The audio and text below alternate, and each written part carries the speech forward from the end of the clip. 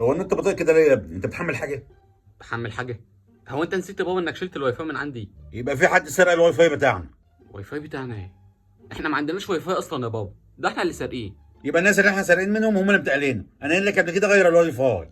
ازاي يعني يا بابا؟ وبعدين انا قلت لك حتى لو غيرته هيرجعوه تاني ويغيروه علينا. خلاص يبقى تحدد لهم الاستهلاك بتاعهم. هو حد قال لك اني سحر يا بابا؟ خلاص يبقى تروح تقول لهم يخفوا شويه على النت. ازاي يعني يا بابا؟ هو الواي فاي بتاعنا ولا بتاعهم؟ بتاعهم. ولما هو بتاعهم اروح اقول لهم خفوا على النت شويه ازاي؟ يعني اروح اقول لهم بيقول لك ابويا خفوا على النت شويه عشان النت عنده تقيل؟ الله ينور عليك، هو ده. روح بقى قول لهم الكلمتين دول. ازاي يعني يا بابا؟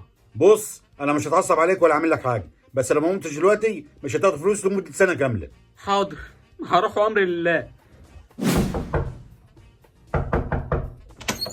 خير، عاوز حاجة؟ لا مش عايز حاجه. خد هنا، قول كنت عاوز ايه؟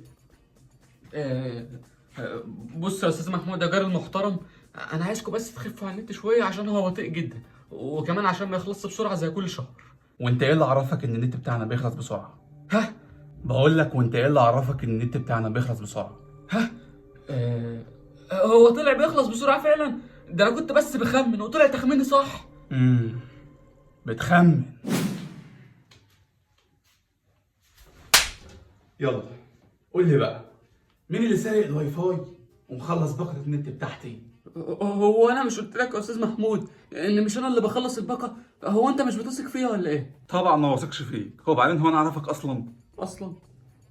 طب انا عندي فكره حلوه قوي يا استاذ محمود، في تطبيق بيخليك تعرف مين اللي فاتح شبكه الواي فاي بتاعتك.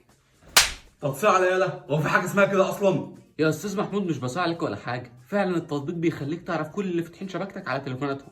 لا وكمان التطبيق بيخليك تقدر تتحكم في الشبكه تحكم كامل، يعني لما تعرف مين اللي فاتحين شبكتك تقدر تعمل لهم حظر نهائي من على الشبكه. ومن نفس التطبيق تقدر تغير كلمه السر بتاعت الواي فاي والاسم كمان.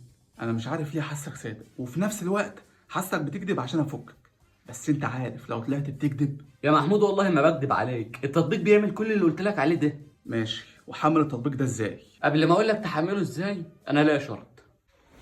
تتشرط عليا؟ قصدي ليا رجاء عند حضرتك. اخلص. تفكني بعد ما اقول لك تحمله ازاي. افكر. هتفكر؟ ماشي. بص يا سيدي، عشان تحمل التطبيق كل اللي عليك انك هتخش في اول تعليق في الفيديو اللي احنا بنصوره ده، هتلاقيني سايب لك الرابط، دوس عليه وخش حمل البرنامج وجرب، مش هتخسر حاجه. تصدق ياض اقنعتني.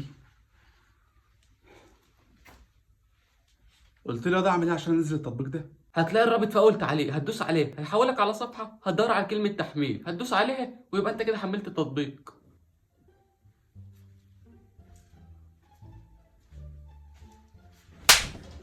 يا استاذ محمود، استاذ محمود، انت مش هتفكيني ولا ايه؟